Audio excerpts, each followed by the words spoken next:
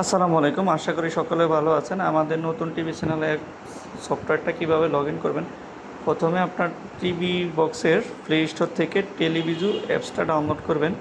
অ্যাপসটা ডাউনলোড করার পরে অ্যাপসটা ওপেন করবেন। ওপেন করার পরে এখানে ক্রিয়েট প্লেলিস্ট আসবে।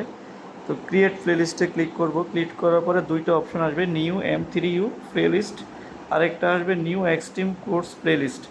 তো আমরা এখানে নিউ M3U প্লেলিস্টটা সিলেক্ট করব। M3U প্লেলিস্টটা সিলেক্ট করার পরে এখানে আমরা কি কি লিখতে হবে এবং কি লিঙ্ক দিতে হবে আমরা হোয়াটসঅ্যাপে পাঠিয়ে দিব।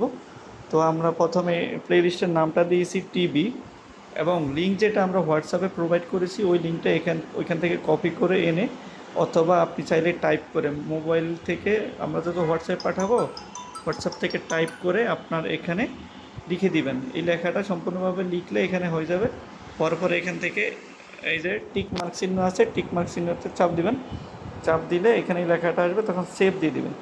সেভ দিয়ে দিলে আমাদের এই প্লেলিস্টটা হয়ে যাবে। হয়ে গেলে এই যে এখানে অল চ্যানেল আছে, অল চ্যানেল থেকে চাইলে আপনি অল চ্যানেলে দেখতে পারবেন। তারপর আপনার বাংলা, স্পোর্টস, আপনি যেটা দেখতে চান এখান থেকে আপনি সিলেক্ট করলে দেখতে পারবেন।